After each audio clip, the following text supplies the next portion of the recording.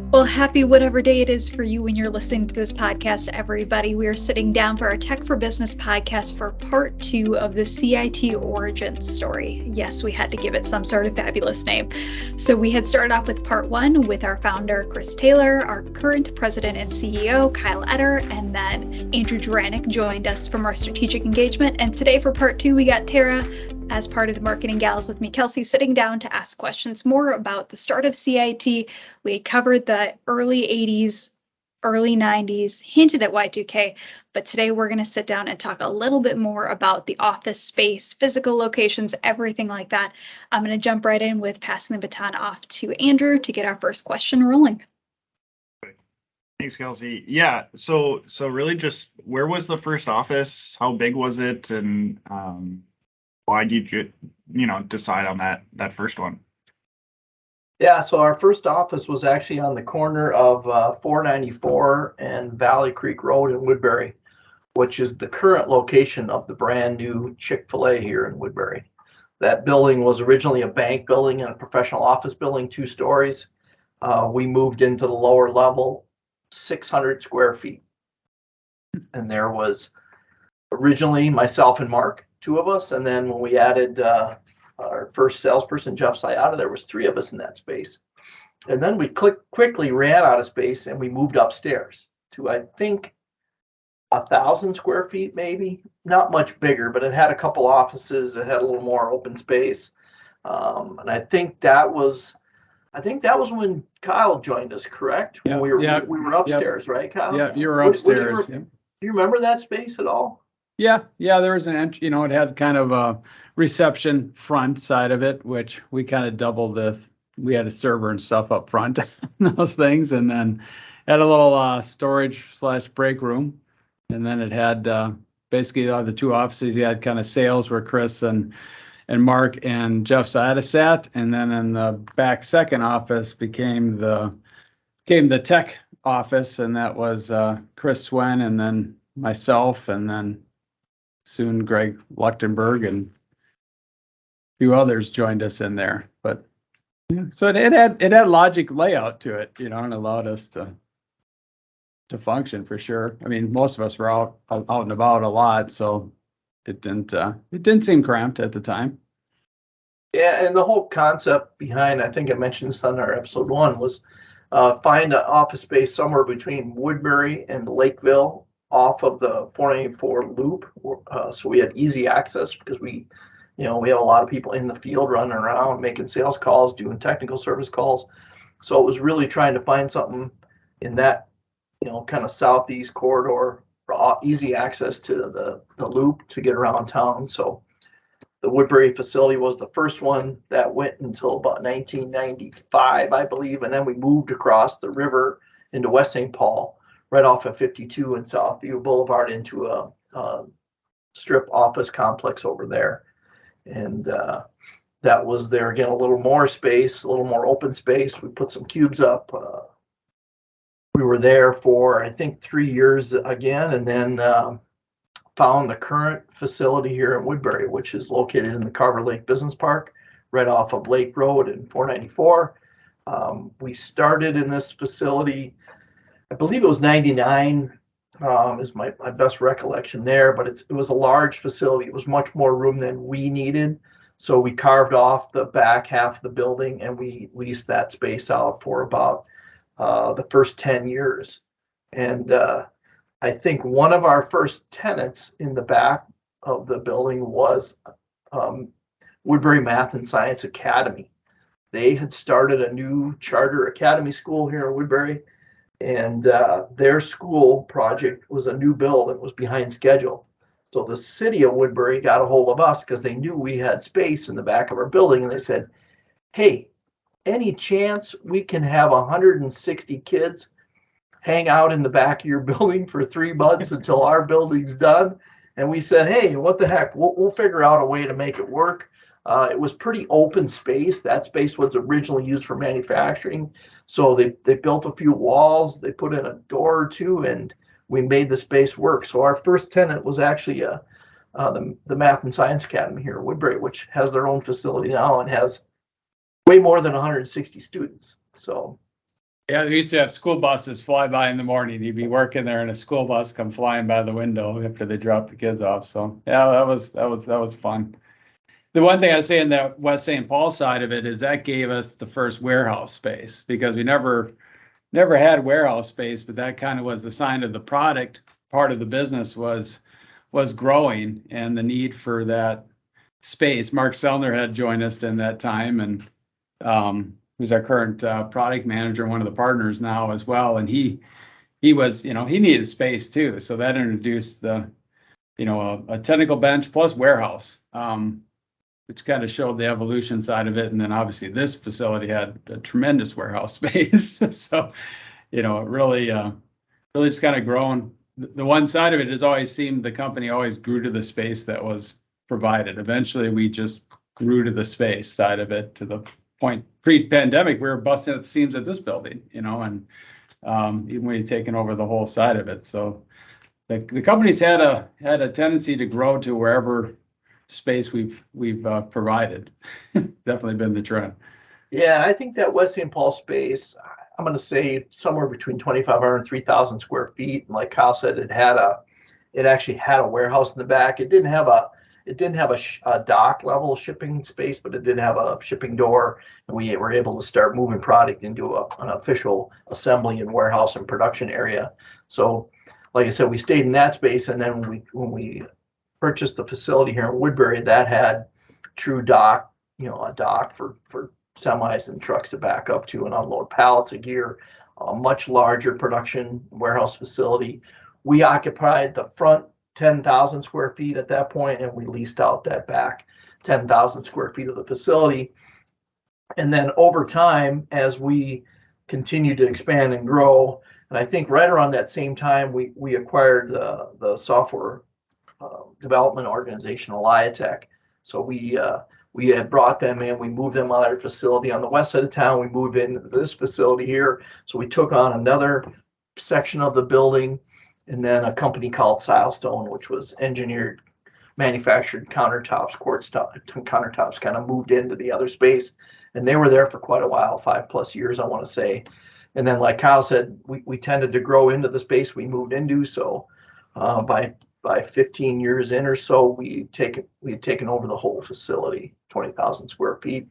And we were, like Kyle mentioned, pre-pandemic, we were running out of spots here, parking spots, office spots. We had done a couple remodels.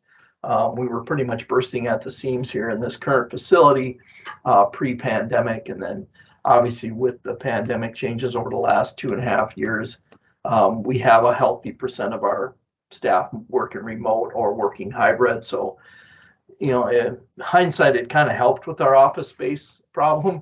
We also opened the facility in Rochester, so that helped. We have another facility in Rochester, Minnesota, to offload some of the resources if needed and build resources down there.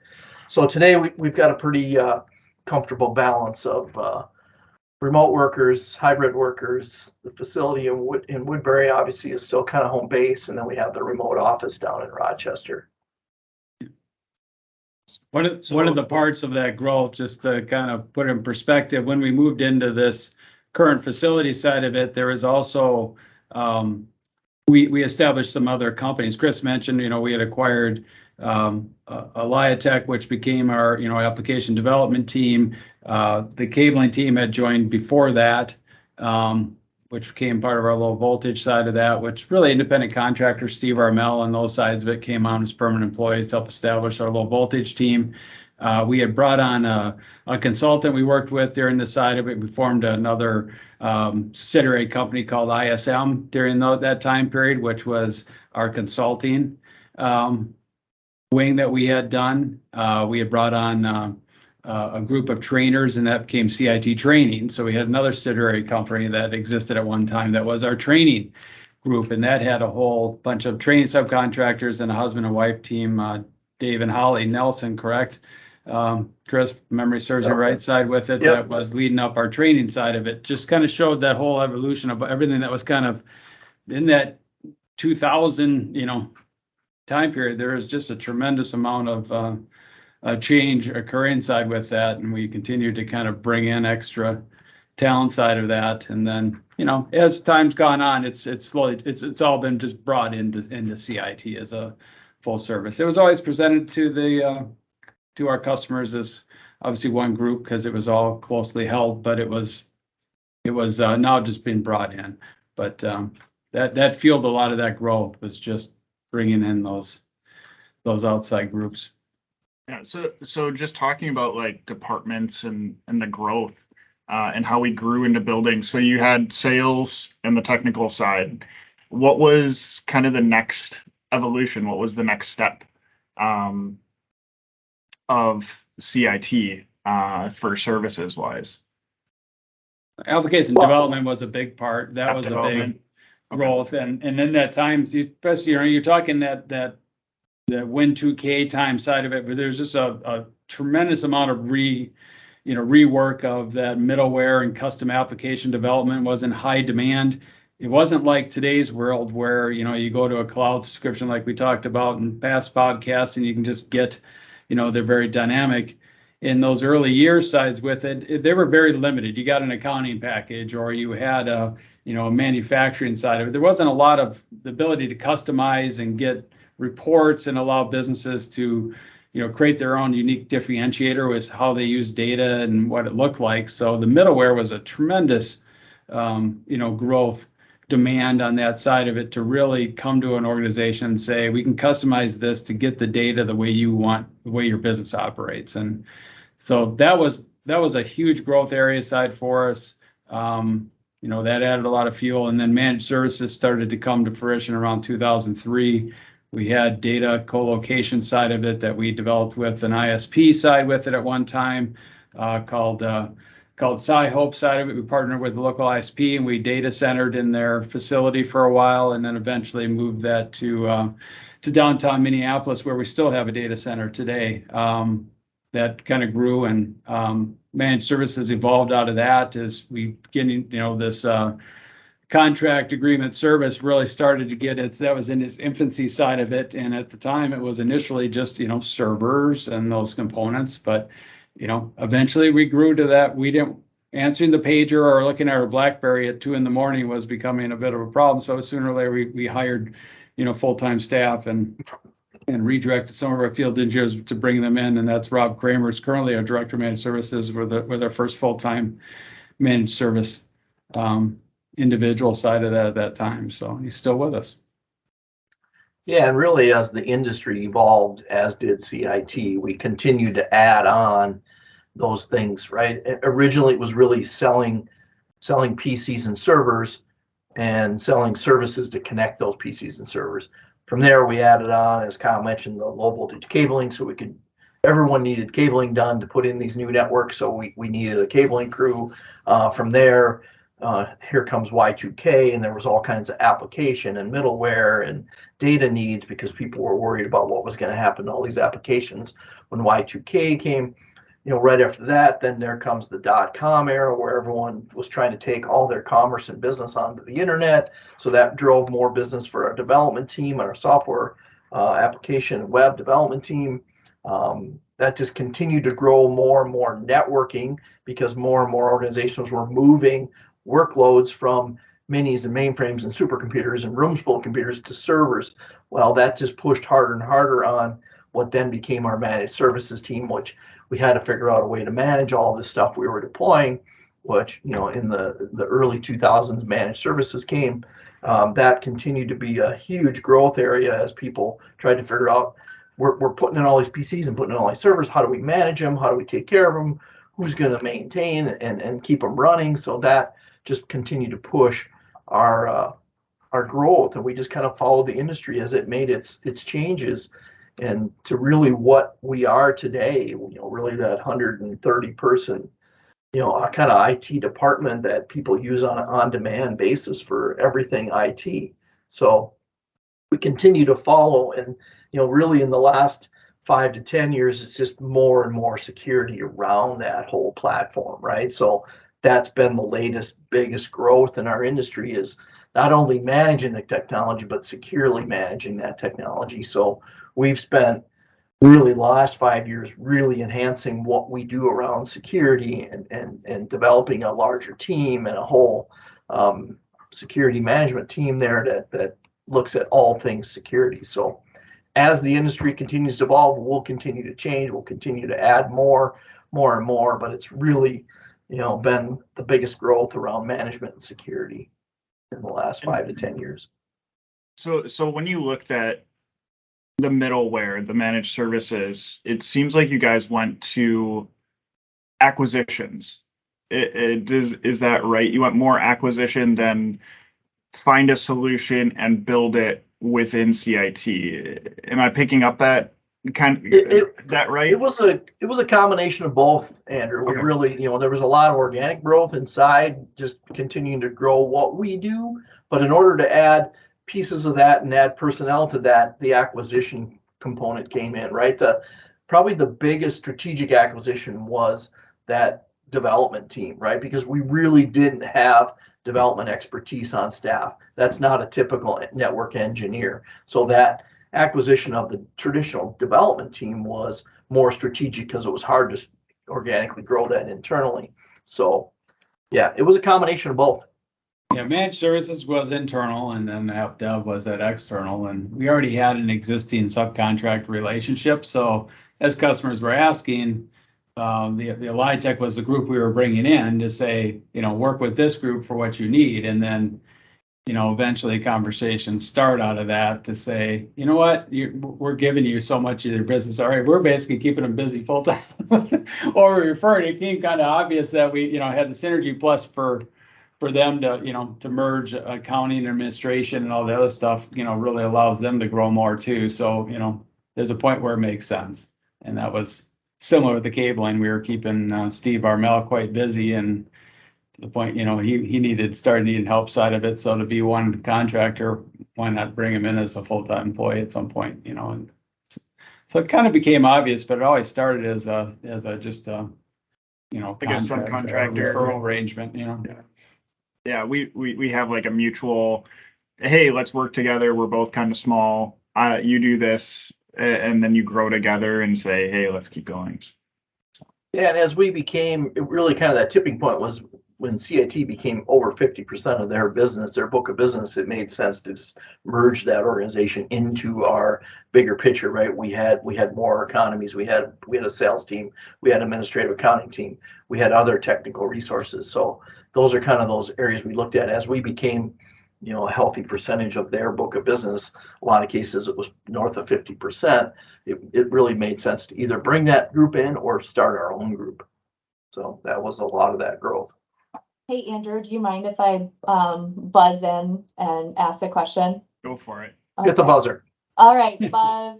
I did want, just from a marketing perspective, since Kelsey and I are on here, I hear stories about really CIT and kind of which customers they started with. So I'm curious if you both can talk a little bit about that, of like what particular industries you guys started in, or even what part of Minnesota and Wisconsin kind of seem to be where you've got your footholds into. Yeah, we touched on this a little bit in episode 1, but it really, the other strategic location wise is we wanted to work in Western Wisconsin quite a bit.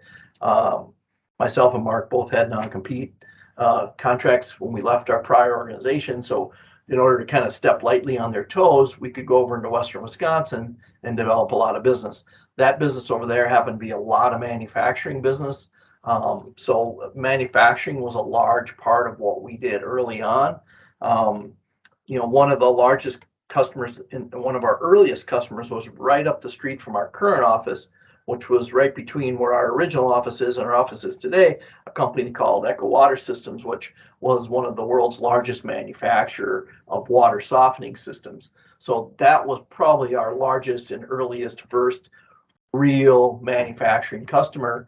And we continue to do that all over, the east side of the metro into Western Wisconsin. We went into those business parks and those manufacturing parks, and we continued to do a lot of business around manufacturing. Seemed to be the niche back then. And then from there, it kind of just went industry wide throughout everybody, because the adoption of technology in all those businesses, not just manufacturing, but everybody started to use and replace what we talked about in episode 1, replace the typewriter, replace the terminal with a real PC that could do a lot to run their business. And really those businesses all were starting to lead on companies like CIT to help with that integration. How do we go forward? How do we integrate this PC that everyone's buying into our business, right? So that became far and wide and everybody. But it's really the manufacturing that kind of launched us into that business space. Yeah, there was a lot of time AS400s, and the AS400 to Novell connectivity was what we did technically a lot. Wound up connecting that stuff a lot so someone could use their PC as an AS400 terminal. We did a lot of that, which it took some expertise to make that work. It wasn't trivial. So if we got a niche in there, that kind of allowed us to get through that. I also spent a lot of time in a public school in southern Minnesota. We had some of the cities we still work with today, so we wound up connecting to that. Some of the relationships from our past employer at that PC Express, they sought us out after a while. I know I had, as a technician, had a few clients, eventually reach out and say, I want to work with you, and then they came over as the others did as we kind of joined. We had previous relationships, so they eventually found us. Again, we were delicate on the non-compete, but after a year that opened up, as well as if they kind of searched us out, we were able to maneuver through that. But all those kind of allowed it. There was a lot of diversification, but yeah, I recall, just like Chris did. I mean, working in a lot of manufacturing settings, it became very comfortable because we could really come in and know how to make that Novell system connect to their AS400 very effectively. It is, so question for the sales side, and maybe, for Kyle too. Did you cold call when you were looking for new business? Were you like, oh, manufacturing, like that page, it was, yellow pages, white pages of the phone book, right? Like going through and being like, oh, they're in the manufacturing section. Let's see, who's there. Did you send out flyers? Like, what was that like customer acquisition like in the early days? Good question. And along that manufacturing line, there was a book out there called the Manufacturer's Register, and it was a industry, a geographic location of all manufacturing companies that willing to release some information. And they came up, and this was a big book, right? And it was, we used the traditional old yellow pages, which a lot of people don't remember these days. We use those as well, but we tried to find more industry specific resources to call on. So that manufacturer register was probably one of our best marketing methods we used back in the day. And we didn't have a lot of marketing back in the day. Most of our business was word of mouth and reference, referral type business. But when we did, and I kind of led that sales team, and we really made a lot of calls out of that manufacturer's register. It showed where they were, it showed how big they were, it showed how, what industry they're in. But it was a really, really good sales and marketing tool for our team. And we've continued to do that throughout our last 30 years of sales evolution. We continue to use those resources. We don't use as many printed yellow pages and manufactured registers anymore because it's all digital, but we continue to target those industries that we've traditionally done really, really well in. But to be honest, these days, everybody's using and everyone's touching technology. So that, that potential customer has really become everyone far and wide. We still have our niche and our industries that we've done a lot of work in, but really everyone has become that niche customer, and there's all kinds of resources out there to find them. But yeah, good question. Yeah, like Kyle, I can see, you going door to door, you visit one manufacturer in a business park, and then, oh, I'll stop at these couple. Did you end up doing that at all, or you're just like, not selling? You were not selling. The only time I was selling was just giving them, you need to buy this to do this technically, and then feeding that back to the sales team, which again isn't really much different than what our current technical team does. As you're in there working, you come up with recommendations on improvements to the system, make it happen. Like, you need new cabling. You need to have our cable crew out there, or seeing that they potentially could benefit from middleware and having the app dev team eventually come in. I mean, those were just being straight up honest technically on, to solve this problem, here's what you need to do. Because again, they had very limited, knowledge, because everything was very, very new at that time. So having some experience or be able to kind of take from one customer to another and refer it, and say I had this customer do this and it worked really well, kind of fueled that, that growth and kind of built that referral base. When Chris mentioned Echo Water, the woman out there, Denise, I was out at Echo Water a lot, a lot. They had me out there a lot. And she became a big referral base, and having a big manufacturer like that with somebody who's a strong advocate, really helped get more manufacturers, because you refer to her, she says they're fantastic. I would, I trust them implicitly, and then get you another one and another one. That's how you grow. It was word of mouth was strong. That's how it always continues to be. That's your best sales tool ever. If you can get a strong referral, it always helps. Yeah. Quick question before we wrap up here. Talking about acquisitions, did you work with anybody, or did anybody come to CIT offering to, buy you guys out when you were growing? And what was that decision like, if it happened? All kinds of those opportunities along the way, and our industry was, in really high growth and acquisition and growth mode. So there was a number of organizations that approached us over the last, it took probably until we became kind of a real organization. So we'll say it was 5 years into what we were doing. Those organizations started, either knocking on the door, or there were organizations that we knew of or we worked with. And so they continued to you were either being acquired or acquiring, right? So that's how a lot of our industry has grown and continues to grow today, right? There is a lot of consolidation. There is a lot of acquisition growth in our industry. It's an easy way to pick up resources and customers, right? So if you find the right strategic organization, they're going to look at you either to acquire you or be acquired. So we had lots of those opportunities over the years, and we chose to stay more on the acquiring other bolt-on acquisitions to our team to expand CIT and who we were. We did go down the trail, a time or two with a couple organizations that maybe made sense for us to merge or be acquired by them, but we never pulled that trigger. We stayed who we are today.